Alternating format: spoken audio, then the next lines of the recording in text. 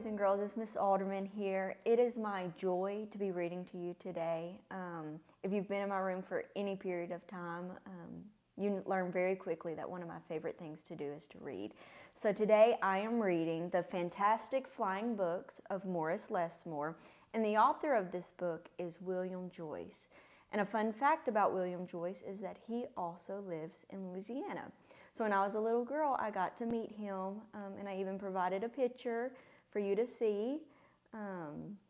So this book is very interesting. As we're reading it, you'll notice that as Mr. Morris Lessmore's life gets scattered by the winds, that his life turns very gray. As the story continues, you'll see a change in the colors, and I want you to think what caused the change in the colors of the pages. So I'm going to get started. The Fantastic Flying Books of Morris Lessmore by William Joyce. Morris Lessmore loved books. He loved stories. He loved books. His life was a book of his own writing, one orderly page after another. He would open it every morning and write of his joys and sorrows, of all that he knew and everything that he hoped for. But every story has its upsets. One day the sky darkened and the winds blew and blew, till everything Morris knew was scattered, even the words of his book. He didn't know what to do or which way to go, so he began to wander and wander. Then a happy bit of happenstance came his way. Rather than looking down, as had become his habit, Morris Lessmore looked up. Drifting through the sky above him, Morris saw a lovely lady. She was being pulled along by a festive squadron of flying books. Morris wondered if his book could fly, but it couldn't. It would only fall to the ground with a depressing thud. The flying lady knew Morris simply needed a good story, so she sent him her favorite. The book was an amiable fellow and urged Morris to follow him.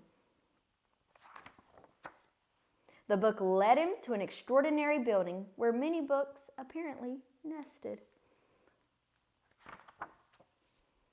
Morris slowly walked inside and discovered that the most mysterious and inviting room he had ever seen, and it was filled with the fluttering of countless pages, and Morris could hear the faint chatter of 1,000 different stories, as if each book was whispering an invitation to adventure.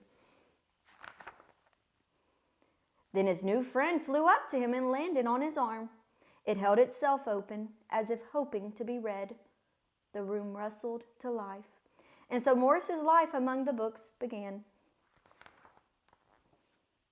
Morris tried to keep the books in some sort of order, but they always mixed themselves up.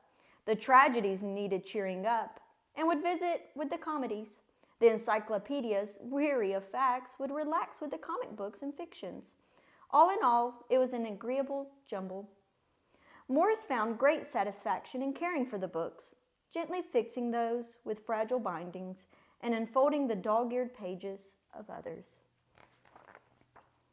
Sometimes Morris would become lost in a book and scarcely emerge for days.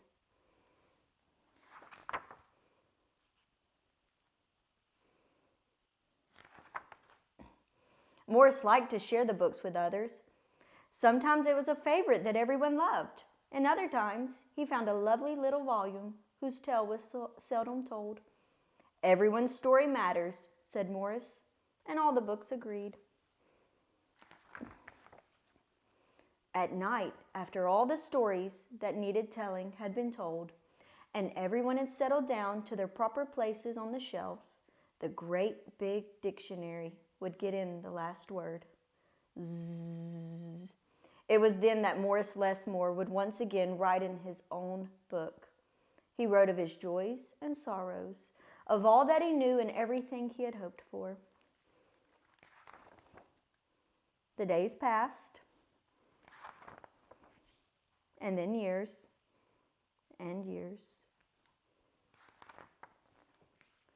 And Morris Lessmore became stooped and crinkly. And the books never changed. Their stories stayed the same. Now his old friends took care of him the way he had once cared for them, and they read themselves to him each night. Then one day, he filled the last page in his book. He looked up and said with a bittersweet sigh, "I guess it's time for me to move on." The books were sorry, but they understood. Morris put on his hat and took his cane. As he went to the door, he turned and smiled and then waved goodbye. "I'll carry you all in here," he said, and pointed to his heart. The books waved their pages, and Morris Lessmore flew away. And as he flew, he changed back to the way he'd been that long ago day when they'd all first met. The books were quiet for a while. Then they noticed that Morris Lessmore had left something behind.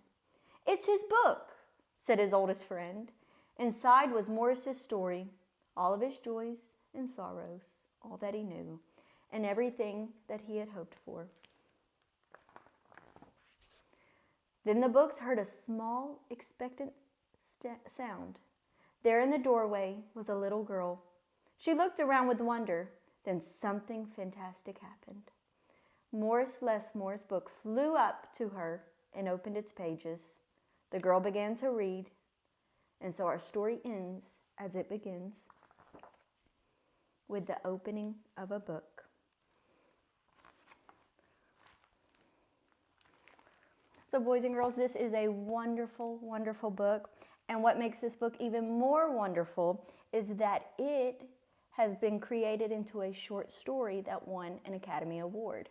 So I'm going to link that in. So if you have an extra 15 minutes, I recommend you watch this video. It's a beautiful, beautiful story. All of you take care. Miss Alderman misses you so much. Bye.